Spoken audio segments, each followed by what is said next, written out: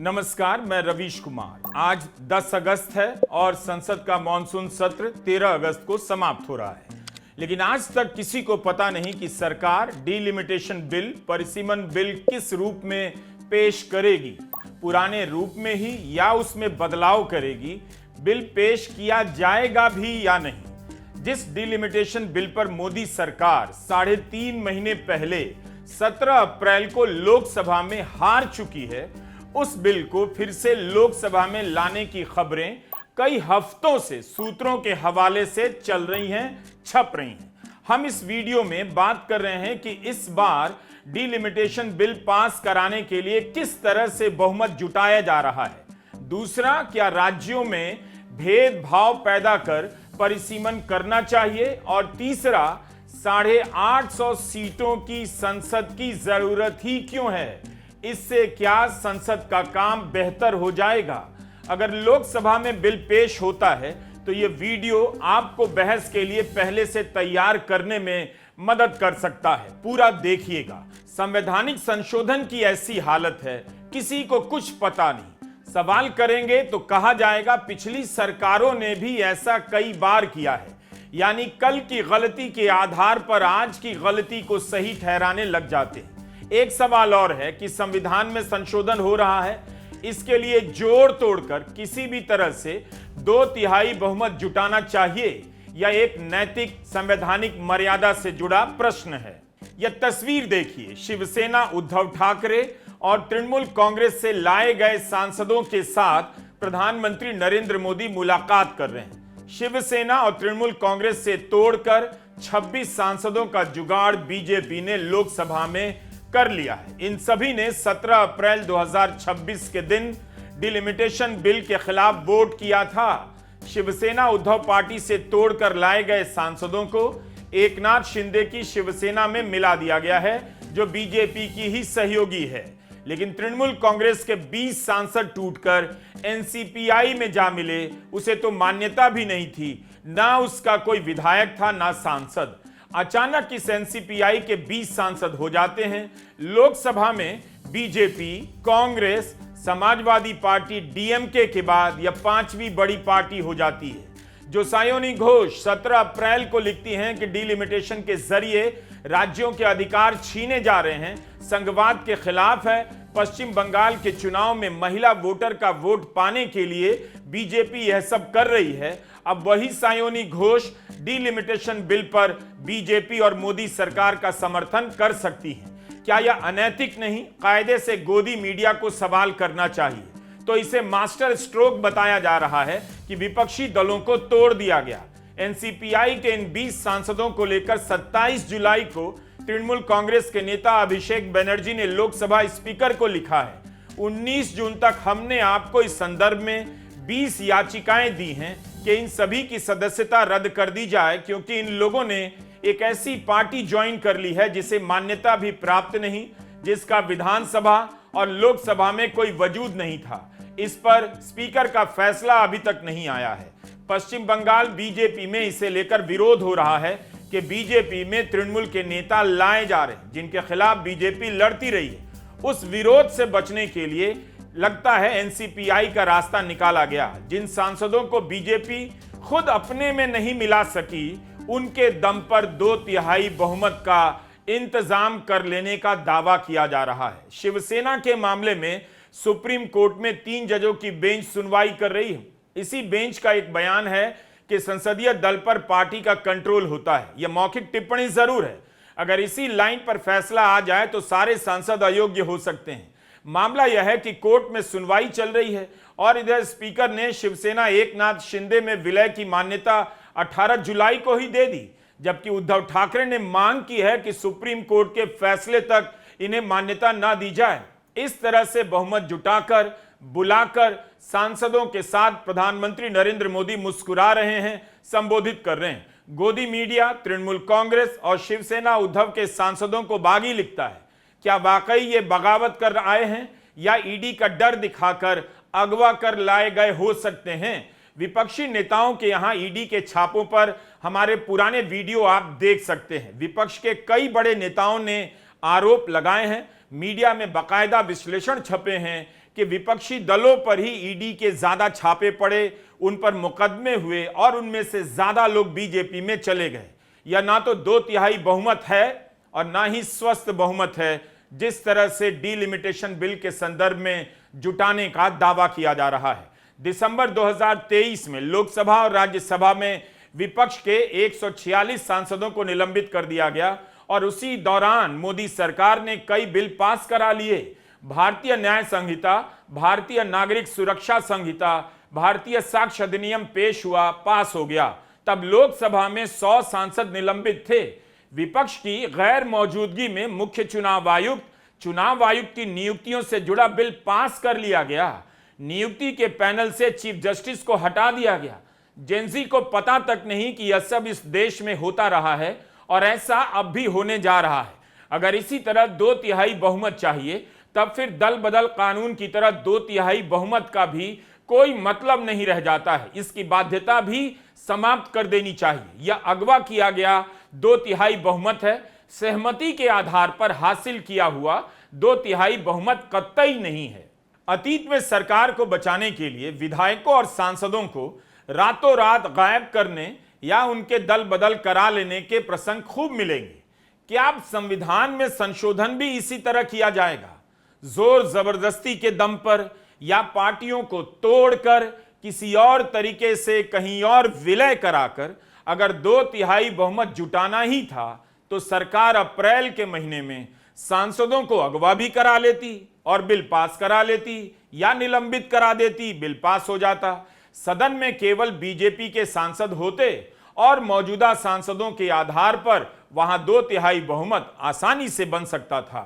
सितंबर 2023 में जब नारी शक्ति वंदन अधिनियम पास हुआ, तब सभी विपक्षी दलों ने इसके समर्थन में वोट किया। असदुद्दीन ओवैसी की पार्टी AIMIM के 2 सांसदों ने विरोध में वोट डाले। बिल के पक्ष में 454 वोट पड़े। तो ऐसा नहीं है कि विपक्ष सरकार के साथ वोट नहीं करता। 17 अप्रैल को जब परिसीमन बिल पर वोट हुआ, तब सरकार को 54 वोट कम मिले। सरकार ने बिल पेश करने से पहले विपक्ष को विश्वास में नहीं लिया था। विपक्ष ने कहा कि हर राज्य की सीटें 50% बढ़ाई जाएं, लिख कर दिया जाए। तब हार सामने देखकर अमित शाह सदन में कहने लगे, 1 घंटे का समय दीजिए, लिख कर देने के लिए तैयार हूं। मगर तब तक देर हो चुकी थी। मान्यवर, 1 घंटा आप सदन स्थगित कर दीजिए। 1 घंटे में मैं मेरा ऑफिशियल अमेंडमेंट मेरे पास में तैयार है, जेरोक्स कराकर सभी सदस्यों को सर्कुलेट कर दूंगा, क्योंकि हमें 50% सीट बढ़ानी है, हमें कुछ छुटाना नहीं है, हमें कोई चोरी करनी नहीं है, तो हम कर देंगे। जिस बात को जोड़ने के लिए अमित शाह 17 अप्रैल के दिन 1 घंटा मांग रहे थे, क्या इस बार उसे परिसीमन बिल में जोड़ दिया गया है? कोई नहीं जानता। जिस विधेयक पर संख्या के अलावा आप बहस और तर्कों से हार गए, उस विधेयक को जोड़ तोड़ से पास क्यों कराना चाहते हैं? संवैधानिक नैतिकता और मर्यादा का मजाक उड़ाना नहीं तो और क्या है। डिलिमिटेशन बिल भारत की संसद को कई तरह से बदलने जा रहा है। लोकसभा सीटों की संख्या बढ़ेगी, संसदीय क्षेत्रों का आकार बदलेगा, किसी का घटेगा, किसी का बढ़ सकता है। अनुसूचित जाति जनजाति के लिए रिजर्व सीटें भी बदल जाएंगी। तर्क दिया जा रहा है कि 2029 में महिला आरक्षण लागू करने के लिए परिसीमन बिल पास कराया जा रहा है, जरूरी है। सितंबर 2023 में नारी शक्ति वंदन अधिनियम जब पास हुआ, तभी कांग्रेस और कई विपक्षी दलों ने कहा कि मौजूदा 543 सीटों में ही आरक्षण दिया जा सकता है और परिसीमन पर अगले 25 साल तक के लिए रोक लगाई जा सकती है। 60 से अधिक महिला संगठनों ने भी कहा कि महिला आरक्षण को परिसीमन से जोड़ने की कोई जरूरत नहीं। इसके लिए 2029 तक सीटों की संख्या बढ़ाने का इंतजार करने की आवश्यकता नहीं है। क्या सरकार यूपीएससी में आरक्षण देने के लिए सीटों की संख्या डबल कर देती है, मेडिकल परीक्षा में सीटों की संख्या डबल करती है, तब फिर लोकसभा में महिलाओं को रिजर्वेशन देने के लिए सीटों की संख्या बढ़ाई जा रही है, यह क्यों जरूरी है? महिला आरक्षण के समय एक हिसाब दिया जा रहा था कि अगर 543 सीटों में आरक्षण दिया जाए तो महिलाओं को 181 सीटें मिलेंगी, पुरुषों को 362, 850 सीटों में महिलाओं को 283 सीटें मिलेंगी और पुरुषों को करीब 567। अनुपात के हिसाब से देखें तो दोनों में पुरुषों का हिस्सा 66.7% है और महिलाओं का 33.3% के बराबर। सीटें बढ़ा देने से महिलाओं को 102 नई सीटें मिलेंगी, जबकि पुरुषों को 205, यानी महिलाओं से 2 गुनी सीटें ज्यादा। पुरुष सांसदों की संख्या पर कोई असर नहीं पड़ेगा। महिला आरक्षण से फायदा पुरुषों को ही होता दिख रहा है। ये 50% जो इन्होंने इंक्रीज किया है, ये कहां से फिगर आया, किससे सलाह मशवरा किया, किससे कंसल्टेशन हुई, और 50% क्यों बढ़ाया जा रहा है?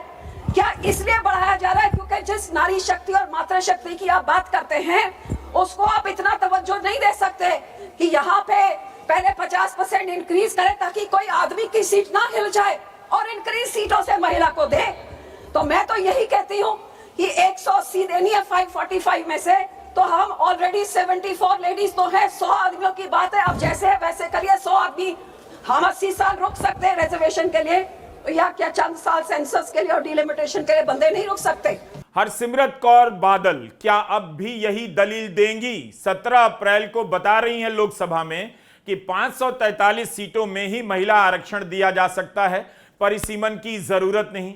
अब क्या करेंगी? प्रधानमंत्री मोदी के साथ मुलाकात के बाद मीडिया में अटकलें चल रही हैं कि हरसिमरत कौर बादल परिसीमन बिल के पक्ष में वोट कर सकती हैं। इन्हें भी 2/3 बहुमत में जोड़ लिया जा रहा है। राहुल गांधी कह रहे हैं कि सर्वदलीय बैठक बुलाइए। सूत्रों के हवाले से खबरें छपी हैं कि सरकार अलग अलग दलों से बात कर रही है। यह खबर भी सूत्रों के हवाले से। मुख्य विपक्षी दल कांग्रेस से बात करने की जरूरत क्या समझी गई? अगर बात हुई होती तो संसदीय कार्य मंत्री किरण रिजिजू को राहुल गांधी की रील पर जवाब नहीं देना पड़ता कि लगता है कांग्रेस बिल को सपोर्ट करने का मन बना चुकी है। I was thinking to myself that the energy of India's women is trapped, is not allowed to express itself, is not allowed to imagine, right? So a certain amount of freedom from this patriarchy, from the control that, sorry I'm a man and I'm saying this, but from the control, rigid control that India's men impose on their women is required if India has to really develop. संसदीय कार्य मंत्री किरण रिजिजू राहुल गांधी के reel से उम्मीद कर रहे हैं। कायदे से इन्हें इस बिल पर औपचारिक रूप से मुख्य विपक्षी दल से बात करनी चाहिए थी। राहुल गांधी ने भी रिजिजू के जवाब में लिखा है कि रिजिजू जी, संसदीय कार्य मंत्री होने के नाते आपसे बेहतर यह कौन जानता होगा, महिला आरक्षण विधेयक 2023 में ही सर्वसम्मति से पारित हो चुका है, कांग्रेस के पूर्ण समर्थन के साथ। सवाल यह है कि 3 साल बाद भी वह लागू क्यों नहीं हुआ और अब आप उसे परिसीमन से बेवजह क्यों जोड़ना चाहते हैं? 2023 का कानून लागू कीजिए बिना किसी शर्त के। देश की राजनीति में इतना बड़ा बदलाव होने जा रहा है और वह भी छुप छुपाकर। सूत्रों के हवाले से सरकार कहां से नंबर ला रही है, कैसे नंबर ला रही है, उस नंबर के लाने में संवैधानिक मर्यादा का पालन किया जा रहा है या ईडी जैसी संस्थाओं का अज्ञात डर दिखाकर बहुमत जुटाया जा रहा है? इन सवालों पर कोई बहस नहीं। परिसीमन बिल पर आपका ध्यान बहुत जरूरी है। बिहार और यूपी की क्या राय है? पार्टी के विप से हटकर सांसद व्यक्तिगत रूप से क्या सोचते हैं? इन सवालों को लेकर उनसे बात कीजिए। 9 अगस्त को तमिलनाडु के मुख्यमंत्री सी जोसेफ विजय ने सर्वदलीय बैठक बुलाई। इसमें तमिलनाडु से लोकसभा और राज्यसभा के 20 सांसद ही आए, 37 सांसद नहीं आए। डीएमके और एआईएडीएमके के सांसदों ने बैठक का बहिष्कार किया। विजय की पार्टी टीवीके का लोकसभा में कोई सांसद नहीं है। मुख्यमंत्री की बैठक में एक प्रस्ताव पास हुआ जिसमें कहा गया है कि सीटों की संख्या में बदलाव नहीं हो और परिसीमन आयोग को संपूर्ण शक्ति न मिले। अंत में यह आयोग केंद्र सरकार के अधीन ही काम करेगा। सरकार अपने हिसाब से जो चाहेगी करवा सकती है। द हिंदू में 7 अगस्त को एक रिपोर्ट छपी है। इसके अनुसार डीएमके ने शर्त रखी है कि इस समय सीटों की संख्या बढ़ाने पर जो रोक है उसे अगले 25 साल तक बढ़ा दी जाए। दूसरा, अमित शाह ने 17 अप्रैल को कहा था सभी राज्यों की सीटें 50% बढ़ा दी जाएंगी या लिखित में दीजिए, और तीसरा, बिल में लिखा हो कि किस राज्य की कितनी सीटें होंगी, तब डीएमके इस बिल को सपोर्ट करेगी। द हिंदू की रिपोर्ट सूत्रों के हवाले से छपी थी। आखिरी बार परिसीमन 2002 में हुआ। 2001 की जनगणना के आधार पर तब सीटों की संख्या नहीं बढ़ाई गई, बल्कि अटल बिहारी वाजपेयी सरकार ने अगले 25 साल तक के लिए इस पर रोक लगा दी। इस समय जनगणना का काम चल रहा है, 2027 तक यह काम पूरा होगा। इतनी जल्दबाजी क्यों है? अगर जल्दबाजी थी तो जनगणना में इतनी देरी क्यों की गई? उसकी कोई जवाबदेही नहीं। विपक्ष मांग करता रहा और उस पर कोई जवाब नहीं आया। कोविड के समय सब काम हुआ सिवाय जनगणना के। यही कारण है कि परिसीमन को लेकर तरह तरह की आशंकाएं जताई जा रही। सरकार कहती है एक वोट का एक ही मोल होना चाहिए। और 71 से अब तक सीटों की संख्या फ्रीज रही और चलते चलते चलते मैं कुछ सीटों का नाम बोलना चाहता हूं माननीय। मलकाजगिरी तेलंगाना 48 लाख संख्या मतदाताओं की। बेंगलुरु उत्तर 29 लाख संख्या। बेंगलुरु दक्षिण 29 लाख संख्या। गाजियाबाद, जहां से कभी रक्षा मंत्री जी भी सांसद रहे, 28 लाख संख्या। उत्तर पश्चिम दिल्ली 27 लाख संख्या।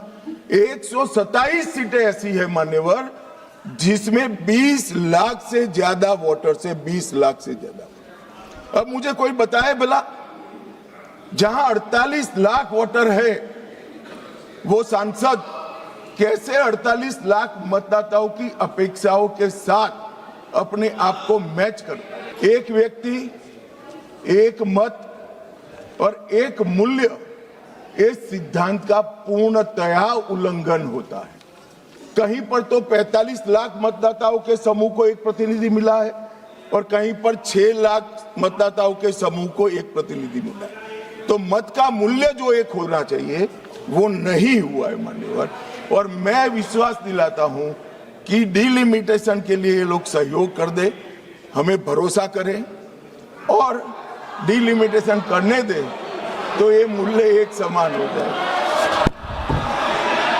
योगेंद्र यादव इसके जवाब में कहते हैं, लोकतंत्र का बुनियादी सिद्धांत जरूर है कि एक आदमी को एक वोट का अधिकार मिले और सभी के वोट का मोल एक समान हो।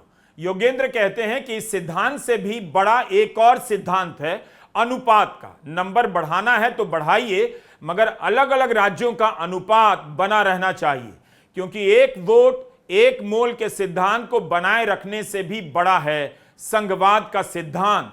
लोकतांत्रिक सिद्धांत से भी ऊपर है। यह लिखा नहीं है मगर यह अघोषित करार सा है भारत के राज्यों के बीच कि कोई भी क्षेत्र किसी भी क्षेत्र पर हावी नहीं होगा। यह बात क्यों कही जा रही है? जब डिलिमिटेशन बिल पर बहस हो रही थी तब सवाल उठा कि यूपी और बिहार ने आर्थिक तरक्की नहीं की, वहां आबादी बहुत तेजी से बढ़ी। अगर केवल आबादी के आधार पर सीटें बढ़ेंगी तो यूपी और बिहार का दबदबा संसद में बढ़ जाएगा। दक्षिण भारत, जिसने आर्थिक तरक्की की, जनसंख्या वृद्धि को रोकने के राष्ट्रीय लक्ष्य को पूरा किया, उसे इसकी सजा नहीं मिलनी चाहिए। संसद में उसकी आवाज कमजोर नहीं होनी चाहिए। दक्षिण की सीटों का अनुपात यूपी और बिहार की तुलना में बहुत कम नहीं होना चाहिए। योगेंद्र यादव इसी की बात कर रहे हैं कि भारत के संघवाद में कोई राज्य किसी पर हावी नहीं हो सकता, इसलिए हम फ्रीज को जारी रखते हैं तो लोकतांत्रिक सिद्धांत का उल्लंघन करेंगे, मगर इस मामले में ऐसा होने देना चाहिए। योगेंद्र कहते हैं कि संघवाद के सिद्धांत को बचाना ज्यादा जरूरी है। 17 अप्रैल 2026 को लोकसभा में जो बिल पास नहीं हुआ उसके अनुसार तमिलनाडु, केरला, आंध्र प्रदेश, तेलंगाना, कर्नाटका, ओडिशा, बंगाल, पंजाब को नुकसान पहुंच सकता है। अगर सीटों की संख्या का अनुपात दक्षिण के राज्यों का कम होगा, उत्तर का वर्चस्व होगा, तब उत्तर और दक्षिण के राज्यों के बीच जो भाषा और भूगोल के आधार पर विरोध है अंतर है वह विरोध और अंतर और बढ़ सकता है। यह देश की अखंडता के लिए अच्छा नहीं होगा। पहले से चले आ रहे विरोध के मुद्दों में आप एक और मुद्दा जोड़ रहे हैं। योगेंद्र यादव ने यह सारी बातें फ्रंटलाइन की सोनी मिश्रा से बातचीत में कही है। एक सवाल और है, 2027 की जनगणना के बाद 2 साल से कम समय में या 1.5 साल से कम समय में क्या परिसीमन का काम हो सकता है? द हिंदू के वर्गीज के जॉर्ज का कहना है पिछली बार परिसीमन हुआ तब उसमें कई साल लगे। 2001 की जनगणना के बाद 12 जुलाई 2002 को सुप्रीम कोर्ट के पूर्व जज जस्टिस कुलदीप सिंह को परिसीमन आयोग का अध्यक्ष बनाया गया। 2008 में जाकर परिसीमन का काम पूरा हुआ। 2009 के लोकसभा चुनाव में इसे लागू किया गया। The bill says that the delimitation will be done on the basis of the 2011 census, and Parliament is capping the upper ceiling of seats at 850. The bill nowhere says that the number of seats will be increased by 50%. In fact, this is not the job of the government. This is the job of the Delimitation Commission to decide what would be the increase. कि एक तरफ तो जो भारत के periphery के ऊपर राज्य हैं, उनका जो वर्चस्व है वो इस लोकसभा में कम होता गया है जैसे जैसे डिलिमिटेशन होती गई। और अगर संसद की संख्या 815 या 850 हुई, जो भी डिलिमिटेशन कमीशन तय करेगा, क्योंकि सरकार को वो अख्तियार नहीं है वो तय करने का, तो जो छोटे राज्य हैं, जो पेरिफेरल स्टेट्स हैं, जिन्होंने अब डेवलपमेंटल गोल्स उनको पूरा किया है, उनका वर्चस्व इस संसद में कम होगा। There political heft in this Lok Sabha, in this parliament will be reduced. Manish Tiwari Congress सांसद कहते हैं सीटों की संख्या 850 कर रहे हैं। इसका मतलब है परिसीमन आयोग के अधिकार को भी बदला जा रहा है। पिछली बार जब परिसीमन हुआ तब उसमें राज्यों की सीटों की संख्या में कोई बदलाव नहीं हुआ। इस तरह का बदलाव 1973 में आखिरी बार हुआ। उसके बाद से राज्यों की सीटें स्थायी हैं, उनमें बदलाव नहीं है। इस बार सरकार लोकसभा की सीटों की संख्या 850 करना चाहती है। इसे लेकर भी कई तरह के सवाल हैं। कांग्रेस सांसद शशि थरूर ने इंडियन एक्सप्रेस में लिखा है कि किसी भी संसद को सीटों की संख्या इतनी ही रखनी चाहिए जिससे बिल पर उचित बहस हो सके, उसकी जांच करने में, बहस में भागीदारी करने की गुणवत्ता बनी रहे। दुनिया के किसी भी लोकतांत्रिक देश में कहीं भी 850 सीटों की संसद नहीं है। अमेरिका ने 1929 में ही हाउस ऑफ रिप्रेजेंटेटिव की सीटों की संख्या 435 पर फिक्स कर दी। उस समय से अमेरिका की आबादी आज लगभग 3 गुनी ज्यादा हो चुकी है, मगर सीटों की संख्या नहीं बढ़ी। वहां भी सांसदों का प्रतिनिधित्व बदला है, उन पर आबादी का बोझ बढ़ा है, लेकिन सीटें नहीं बदली। थरूर का जोर इस बात पर है, अगर सीटों की संख्या 850 हो जाएगी तो कई सांसदों को सवाल करने, भाषण देने का भी मौका नहीं मिलेगा, उनकी भागीदारी घटेगी, क्योंकि आप सांसदों की संख्या तो बढ़ा सकते हैं मगर समय नहीं। साथ ही इतने सांसदों के लिए घर बनाने, सैलरी और याद रखिए पेंशन का भी खर्चा बढ़ेगा। शशि थरूर का कहना है कि सीटों की संख्या बढ़ाने के पीछे ऑथोरिटेरियन रिजीम की सनक का अंदाजा मिलता है, जैसे चीन या उत्तर कोरिया में, जहां पर सभाओं का आकार विशालकाय होता है ताकि उनकी संसद भव्य दिखाई दे। चीन की संसद नेशनल पीपल्स कांग्रेस में 3000 प्रतिनिधि होते हैं। उत्तर कोरिया की संसद सुप्रीम पीपल्स असेंबली में 687 सीटें हैं। लेकिन यहां का लोकतंत्र कैसा है बताने की जरूरत नहीं, आप खुद भी चेक कर सकते हैं कि उत्तर कोरिया और चीन की विशालकाय संसद में सांसदों की क्या भागीदारी है। थरूर बड़ी संसद को लोकतंत्र की जरूरत से ज्यादा तानाशाही सोच से जोड़ते हैं। इसीलिए आबादी और महिला आरक्षण के नाम पर जो हो रहा है उसके पीछे के मकसद को भी देखने समझने की जरूरत है।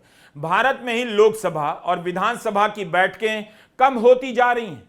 एक एक मिनट की भी बहस नहीं होती और बिल पास कर दिए जाते हैं। बिना बहस के, बिना विपक्ष को सुने बिल पास होते हैं। बहुत बड़ी बड़ी पार्टियों के सांसद विप के अनुसार केवल ताली बजाते हैं और पक्ष में ही बोलते हैं, उनकी राय भी अलग अलग नहीं आती। तब फिर 850 सांसद बिठाकर आप क्या दिखाना चाहते हैं कि जो लोकतंत्र खत्म कर दिया गया है उसका अवशेष देखने में भव्य लग रहा है। Do you get my point? नमस्कार, मैं रवीश कुमार।